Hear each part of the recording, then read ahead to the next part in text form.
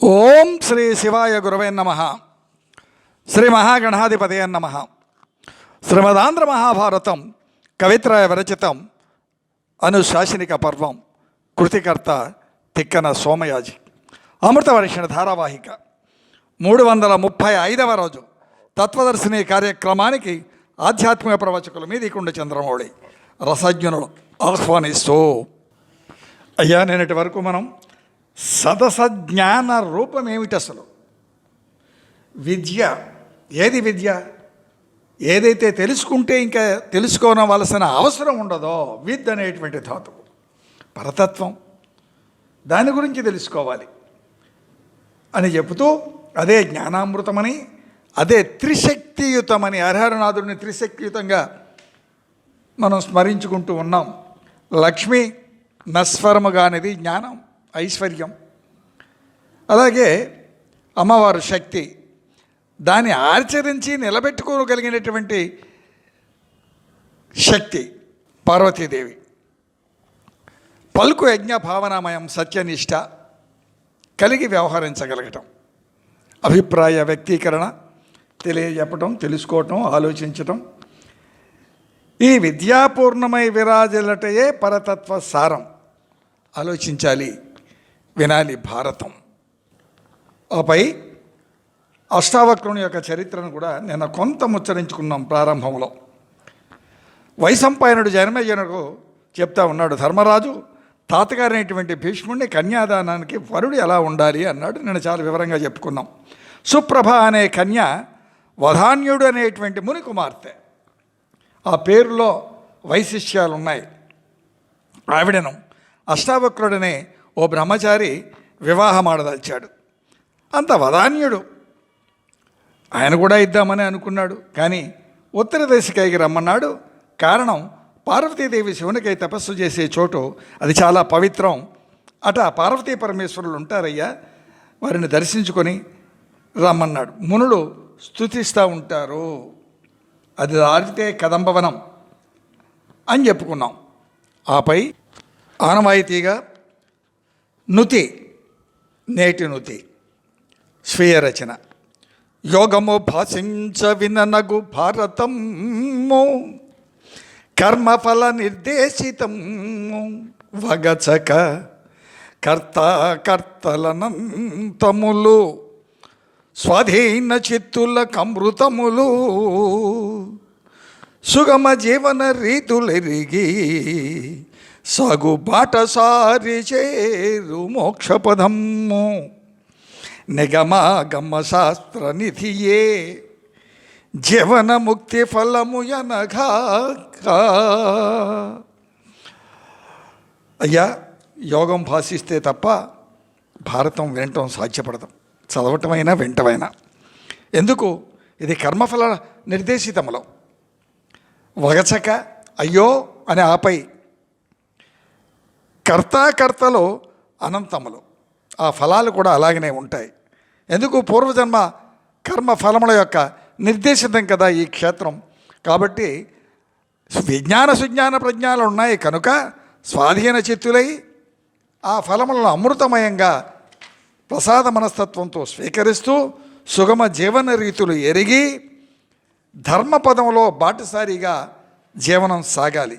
అప్పుడు ఏమవుతుంది? అది నిగమాగమ శాస్త్రం అంటే వేదము చెప్పినటువంటి ఆగమములు, శాస్త్రములు చెప్పినటువంటి మార్గములో జీవుడు పయనించి తనను తాను ఉద్ధరించుకోగలుగుతాడు. వినా మార్గం లేదు అని ముచ్చరించుకుంటూ నేటి విషయాన్ని ప్రవేశం కొనసాగిద్దాం. సరే, అక్కడ పార్వతీ పరమేశ్వరులు ఉంటారయ్యా, వ్యవహరిస్తూ ఉంటారు. మునులు వారిని స్తుతిస్తూ ఉంటారు. అది దాటితే కదంబవనం.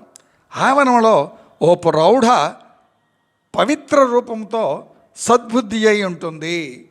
ఆవిడను దర్శించి రాగా నీ వివాహం అన్నాడు ఈ వదాన్యుడు. సరే, అలాగే కానిద్దాం అన్నాడు అష్టావక్రుడు. ఆయన బయలుదేరాడు. ఆ రేయి బహుదా నదీ తీరంలో గడిపాడు, చాలా పవిత్రమైనటువంటి నదీ తీరం. ఆపై కుబేరుని యొక్క నగరం చేరుకున్నాడు. అట కుబేరుని యొక్క ఆదరణతో రంబాదుల యొక్క నాట్యాలను తిలకిస్తూ నిశ్చల మనస్సుతో ఓ ఏడాది గడిపాడు. అంటే ఆలోచించండి, ఎంతటి పరీక్షయో అది. అంటే సమయం అలా గడిచిపోయింది. ఆపై ఆ నగరాన్ని వీడి సాగి నిశ్చల మనస్సుతో దర్శించాడు. అది గమనించాలి. ఈశ్వర క్రీడా స్థలాలు కూడా దర్శిస్తూ కడిమివనంలో రత్న ఖచిత సువర్ణ భవనాలు అనేకాన్ని దర్శించుకున్నాడు. ఓ బంగారు మేడ, ఆ మేడ ద్వారం దగ్గర నిలిచి లోపలకు కబురు పంపాడు, నే అష్టావక్రుడను వచ్చానని. అంతా అందాల రాసులు, కన్యలు పరుగున వచ్చారండి. వారంతా వచ్చి సాదరంగా ఈయన్ని ఆహ్వానించి లోనికి కొనిపోయి, ఓ పవిత్ర స్వరూపిణి మరియు పార్వతీదేవి వంటి ప్రౌఢ, ఇలా రండి అంటూ ఆహ్వానించింది. చెలికెత్తలు తీసుకెళ్ళారు. ఆ యజమానురాలు గారు అంత పవిత్రంగా ఉన్నారు. వారు అయ్యా రండి అని ఆహ్వానించింది. పర్యంకంపై ఆసీనుని గావించింది. పర్యంకం అంటే మీకు తెలుసు, పాన్పు. అర్ఘ్యపాద్యాదులు అన్నీ సమర్పించింది. ఆ ప్రక్క మరో సయ్యపై ఆవిడ కూర్చున్నది. ప్రమదలను పంపించమన్నాడు అష్టావక్రుడు. వారంతా కూడా నిష్క్రమించారు. ఇంతలో రేయి కావటంతో ఆమె ఆ పక్కనే ఉన్నటువంటి మరో సయ్యపై ఆవిడ శయనించింది. బాగా వాతావరణం చలిగా ఉంది, శీతలం. అతనిని గట్టిగా హత్తుకున్నదండి. కానీ అతడు నిశ్చలంగా ఉన్నాడు. అంతా ఆవిడ అంటుంది అతనితో, అయ్యా ఇదేమి భోగవంశ లేదా ఏమి?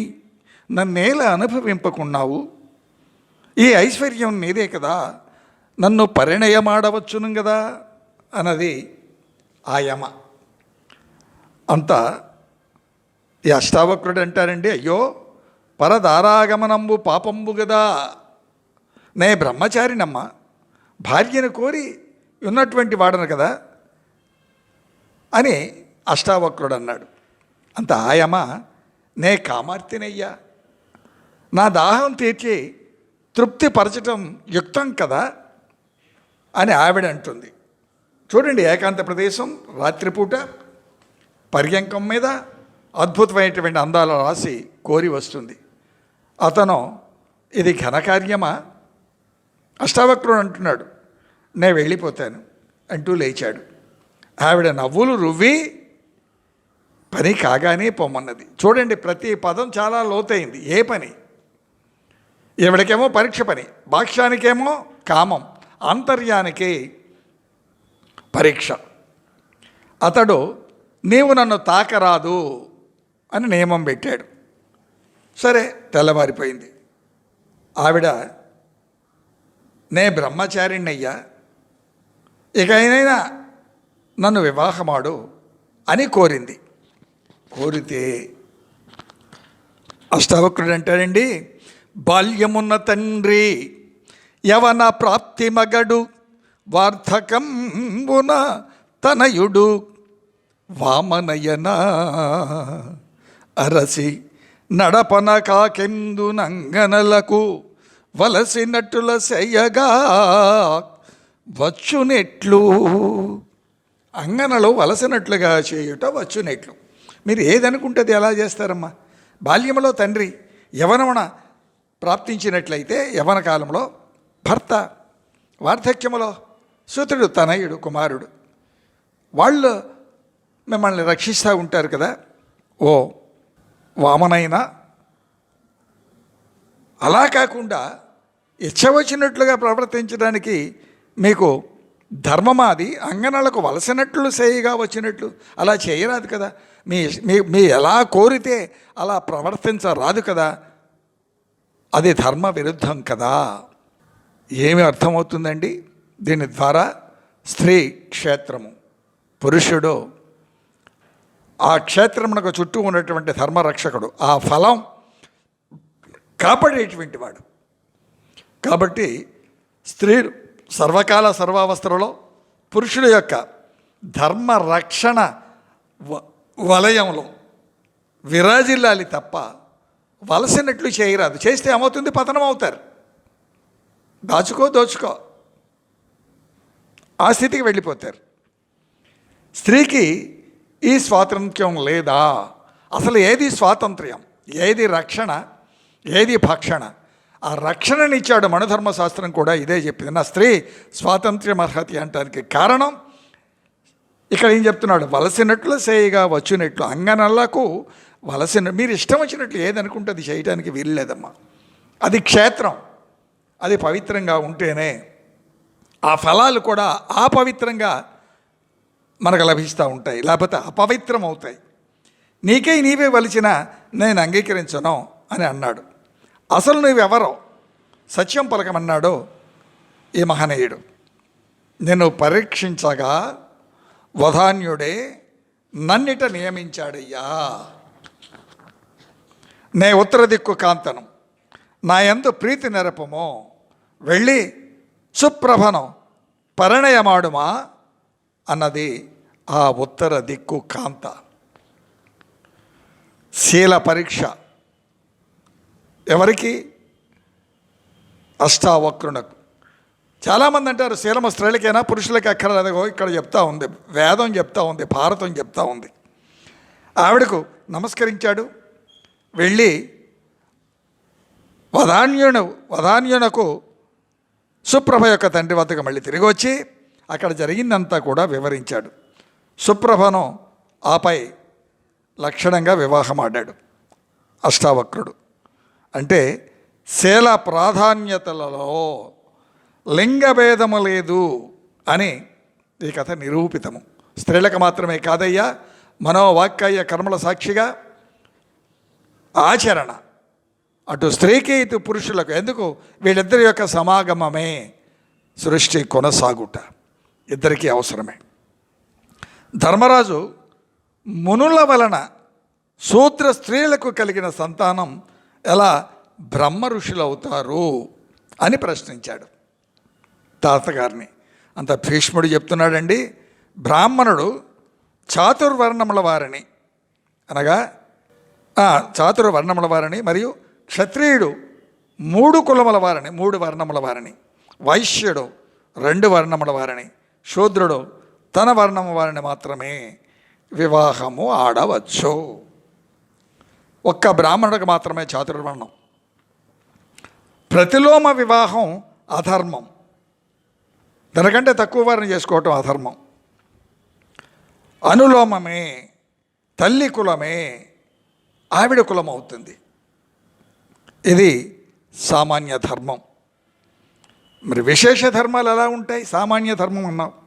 తపోజ్ఞాన విద్య సంపన్న మునుల యొక్క బీజశక్తిచే జన్మించినటువంటి వారు ఎక్కడ జన్మించినా, క్షేత్రం ఏదైనా, వాళ్ళంతా బ్రాహ్మణులే అవుతారు. వశిష్ఠ, ఋష్యశృంగ, అగస్య, వ్యాస, మందపాల సంతానం అంతా కూడా, వీరంతా కూడా వారేనా? ద్రోణ, కృపాదులు, వారి యొక్క జన్మ విధానాలు మనం విన్నాం. మనువు ఆయన చెప్పినటువంటి మాటలు కూడా శాస్త్ర సమ్మతములై వినవయ్యా. మునిజనుల నదుల శిథుల జనంబులు బుద్ధి వృత్తిన్ చర్చింపగా నెవ్వానికిన్ వశంబుగావని తన అయినట్ల యుదాత్తత పొందున్. మునిజనుల నదుల సిద్ధుల జనంబుల బుద్ధివృత్తులు చర్చింపగా ఎవ్వరికి కూడా వశం కాదయ్యా. తన అయినట్లుగా ఆ ఉదాత్తత పొందుతూ ఉంటుంది. వారి యొక్క ఉదాత్తతలు వారివి. ఎవరివి? మునులు, నదులు, సిద్ధులు, సాధ్యులు, దేవగణాలు, బుద్ధిమంతులు, తపో నిష్ఠా గరిష్ఠులు. కాబట్టి వారి యొక్క జన్మల గురించి కానీ వారి గురించి కానీ మనం చర్చించడానికి మనకు అర్హత లేదు. బ్రాహ్మణుడు దానయోగ్యుడని ఎలా తెలియాలి? ఎవరు ఉదాత్తతలు వారివే కదా. మరి అయితే బ్రాహ్మణుడు దానయోగ్యుడే అని మనం ఎలా నిర్ణయించాలి అన్నాడు ధర్మరాజు. తన వంశానుసారం అనుష్ఠానంతో ఆచారవంతుడైనటువంటి బ్రాహ్మణుడే దానయోగ్యుడు. ఎవడైతే ఆ వంశానుగతంగా ఉండేటువంటి ఆచారంలో ఉంటాడో అతనికే దానం ఇవ్వాలి. అంతే తప్ప బ్రాహ్మణుడైనంత మాత్రాన ఎవరికి పడితే వాళ్ళకి ఏ దానం పడితే ఆ దానం ఇవ్వడానికి పుచ్చుకోవడానికి అర్హతలు ఉండవు. దానం పవిత్ర హృదయంతో చేయాలి. ధర్మాచరణ లేనివాడు అయోగ్యుడే. చూడండి ఇక్కడ ధరణియు కాశ్యప వైశ్వానర మార్కండేయులోలిన జగద్దిత వాక్పరులై రొక్కెడ వారొక మరి గోష్ఠి నిరతి నుండి మనుజాధీశ. ఎవరెవరండి మహానుభావులు? ఓపరి భూదేవి, కాశ్యపుడు, అగ్ని, మార్కండేయులు ధర్మ విచారణ చేస్తూ లోకానికి మేలు చేయి మాటలు అన్నారయ్యా. అవి వివరిస్తాను వినం. మిగతా విషయం రేపు ముచ్చరించుకుందాం. స్వస్తి ప్రజాభ్య పరిపాలయంతాం న్యాయేన మార్గేణ మహిమహీష. గోబ్రాహ్మణేభ్య స్వమస్తు నిత్యం. లోకా సమస్త సుఖినో భవంతు. ఏత సర్వం శ్రీ సీతారామచంద్ర చరణారవిందార్పణమస్తు. ఓం శాంతి శాంతి శాంతి. అయ్యా శ్రీ రామా ఛానల్లో ఈ కార్యక్రమాన్ని విని ఆదరించే ప్రార్థన, మాటలు విన మనవి, గర్భస్థ శిశువులు వినిపించే ప్రార్థన. గడప లోపల కూడా గడప దాడితే హిందువులం. ధర్మో రక్షతి రక్షిత. సీతారాం.